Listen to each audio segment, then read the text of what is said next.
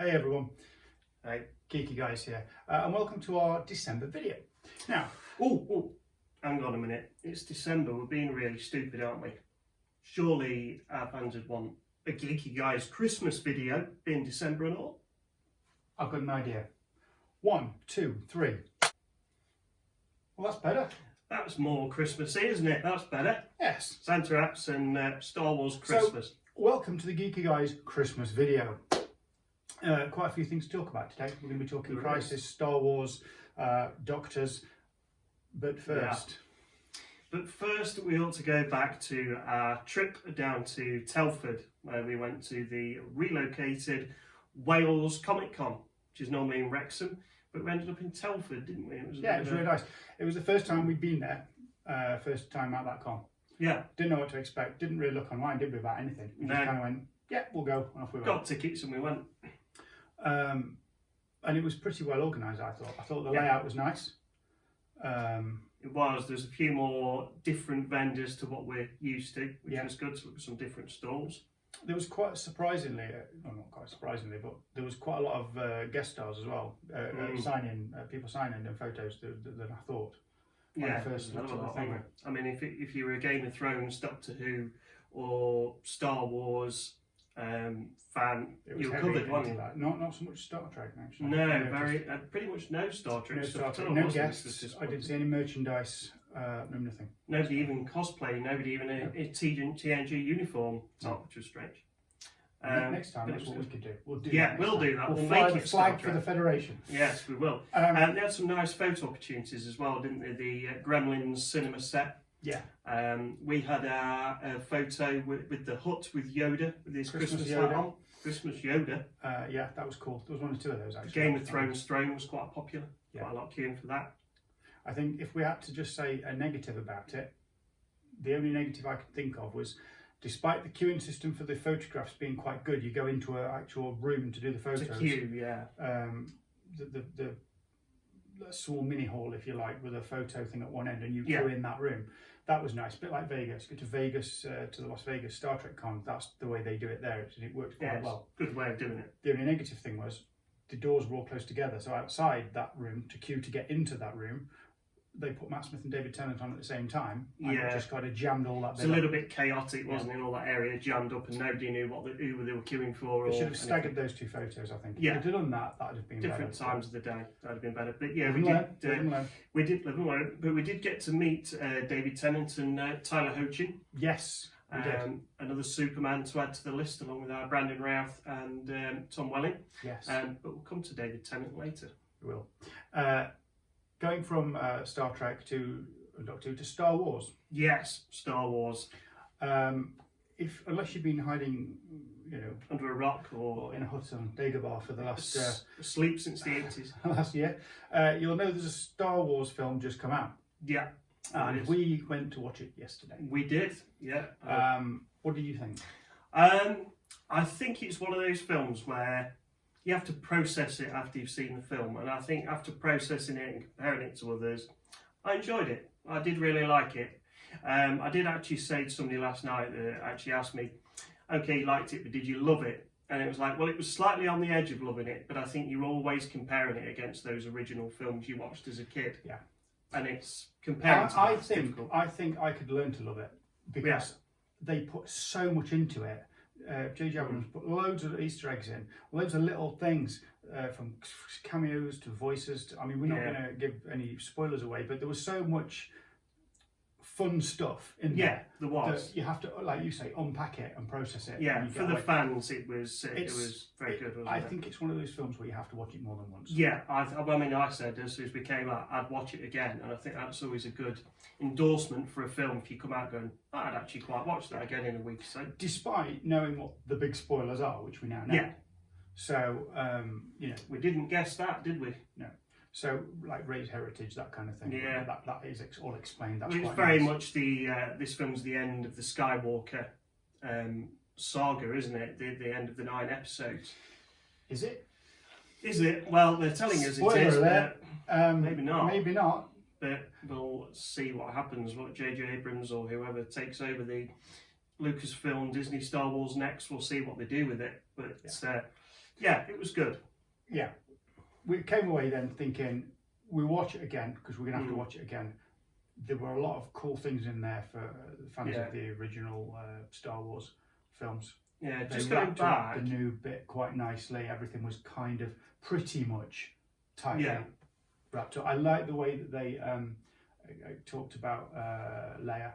Because Carrie Fisher had died, so that was nice how they dealt with that well. I thought that was a particularly good part of the film, wasn't it? But going back, I mean, I was doing some research the other day, and I think I mentioned to you, originally before it was Skywalker, it was Starkiller, which you think of it now and it sounds a bit cheesy, a bit hammy, and they did the right thing by changing it. But as with everything in Star Wars, it comes back around, and obviously Kylo Ren's base was Starkiller Base.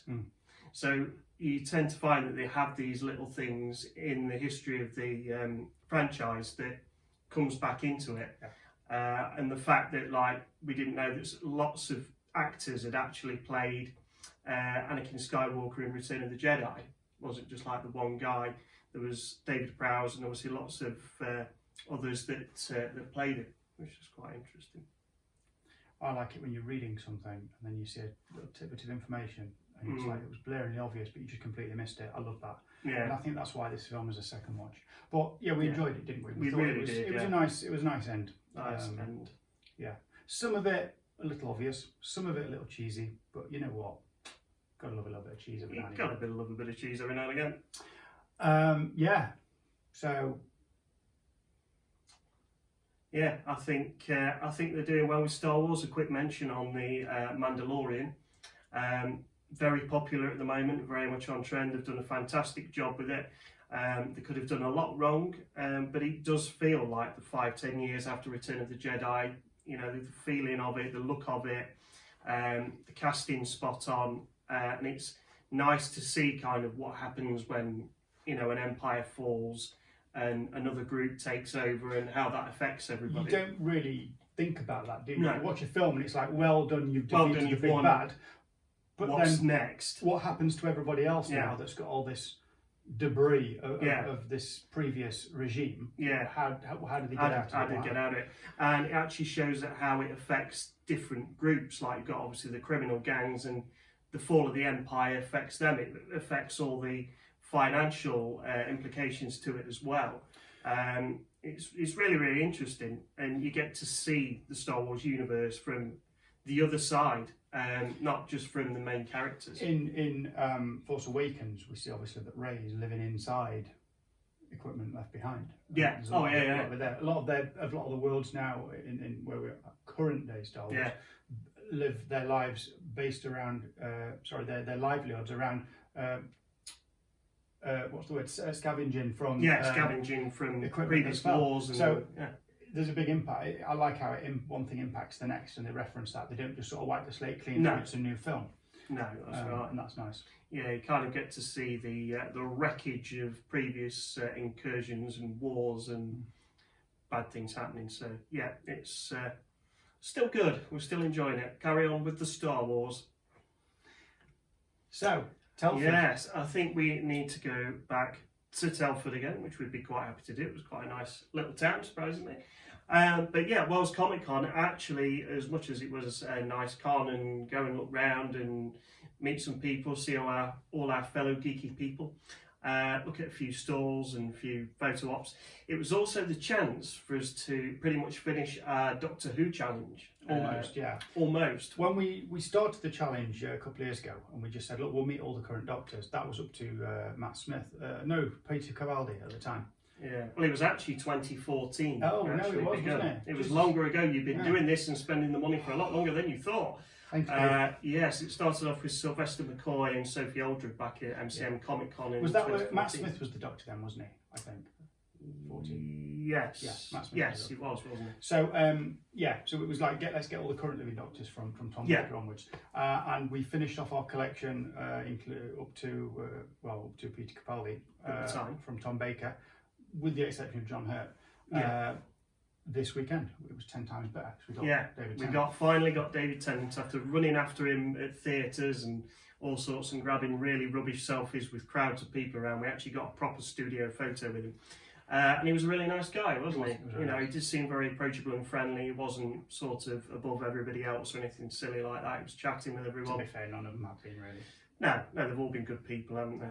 We just need to get Jodie Whittaker now. Yes, Finish off. we do. Well, I say finish off. It's not going to finish off, is it? We've now started something that's going to keep going on and Well, on yeah. and on and on and on. Yeah, I mean, I even went one further and had a photo with Sean Pertwee, so that was about the closest I could get to the third Doctor. So I got him. But yes, there's just Jodie. We did get David Bradley as well. David just as Bradley. mention. Yes, we did get So we him. technically got a first Doctor. Yeah, we did. Technically, we have, I suppose. And we've obviously got John Sim. So there are still some few more to get, some companions and enemies we can get, and obviously as more Doctors come in, our collection expands, and we have to keep on doing it. We have to keep on going to these conventions. We've started something now. We've started something. We've started following the Doctor, and once you start following the Doctor, you can't get away from him, or her, or whatever. But you've got to keep with the Doctor. We also, at Telford, the other person we had a photo with was Tyler Hychin Yes. from the Arrowverse. Yeah, Superman and Supergirl. And soon to be Superman in Superman. Yes, his own TV series or Yeah. mini-series or some kind of series. We don't quite Yeah. know what it's going to be. He was really nice too. Yeah, he was a really nice guy. I went to shake hands with everybody. So that's a Superman to go with our Superman collection. Yes, with Tom Welling and Brandon Routh. And obviously, as good as it was to get Tyler Hoechlin another Superman, it also comes into something else which is very much on trend at the moment, which is Crisis on Infinite Earths. Now we're going to be really controversial now. We've had, is it 2 episodes out?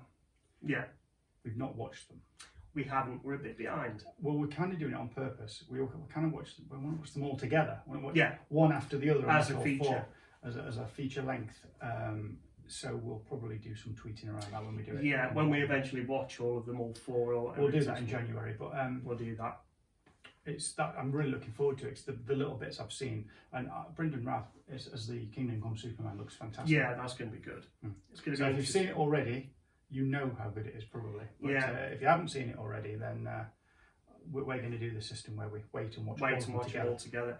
But yeah, it's going to be nice. We've always said that it was a shame that Brandon Routh didn't get to carry on his Superman after Superman Returns. Contracted for 3 films. Yeah. And at the box office, Superman Returns did fairly well. It did well. It just didn't do as well as they wanted it to, and that's just the studios being greedy.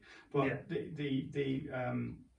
the idea for the second film, because the first one was very much setting up the story for people that hadn't seen it, whilst really being true to the original Chris Reeve stories as well. Yeah. So some found it too slow. And when we got to the second film, what they never did, it was going to be more action-packed, more action and fighting. More saves, more fighting. So action, that we were looking forward to that when that was kind of said, but then they just didn't bother. They scrapped it, didn't they? They didn't bother. They went in a different direction. Is that what they're saying? We're going to go in a different direction.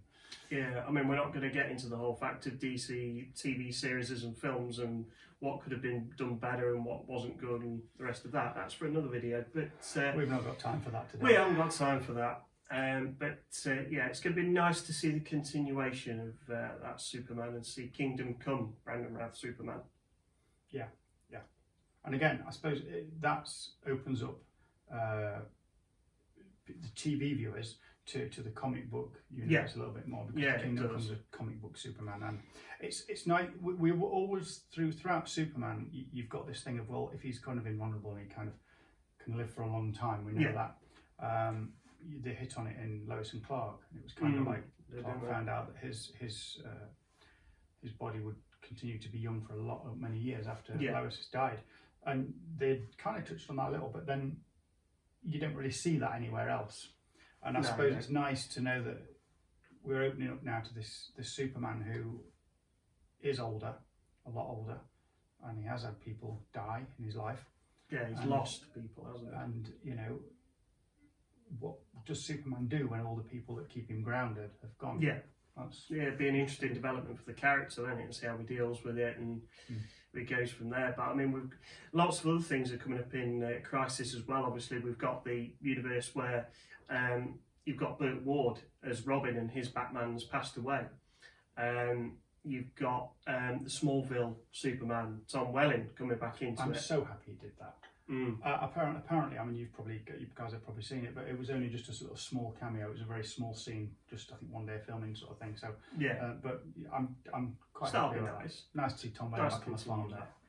And yeah, it'd be interesting to see all that come together. And I think they've got the original Wonder Woman as well, haven't they, making an appearance? Yeah. Yeah, I thought so. Yeah, it's shaping up to be, well, it's going to be quite good Yeah. when we watch it. We'll see. Yeah, we'll report back on it, obviously. Before that, though, we've got Christmas. Are you ready We for have. Christmas, Dave? Just about, yeah. I've got everything wrapped bar 2 presents. Got plans in place for Christmas Day. I've managed to get it off work, which is good. Which is the main thing. Yeah. Is that thing we don't try and talk about? No, we don't try and talk about that. That's boring. Yeah, no work talk in these videos, but yeah, I should be off work and yeah, plenty of chocolates and alcohol and Christmas TV, Christmas films. I'm sure I'll see Hans Gruber fall off the Nakatomi Tower at some point. This year, I always say my birthday was on the 14th, just gone, and a couple of weeks ago, and I always try and get things done by then. Or no, I don't. No, stop. No. I say every year I'm going to get stuff done by my birthday, everything bought and wrapped. Every year I get to my birthday and think, oh dear, I haven't bought anything yet. Yeah, I'm now at the point where I've got everything I need apart from one thing I need to just buy offline. Apart from that, everything's got. I haven't wrapped any yet. Right, but I've got them. That's the main thing. They're in the bag, they're just not wrapped yet. I'm off down to London for Christmas. Yes, you are, yeah. For the first time you're spending Christmas away from home, aren't you? Yes. You're driving away for Christmas, not driving home for Christmas No, that's this right. time. Yes.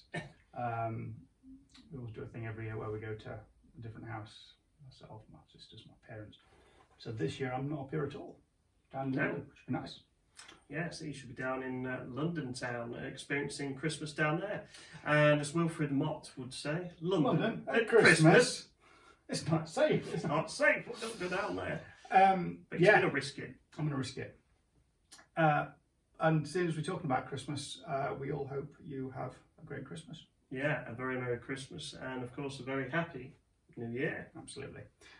We'll be back in the new year and we hope you can join us then. Yes, for more fun, frolics, geekiness, nerdiness and all that stuff. All that stuff. Thanks for watching and we'll see you next year. See you later. Bye. Bye.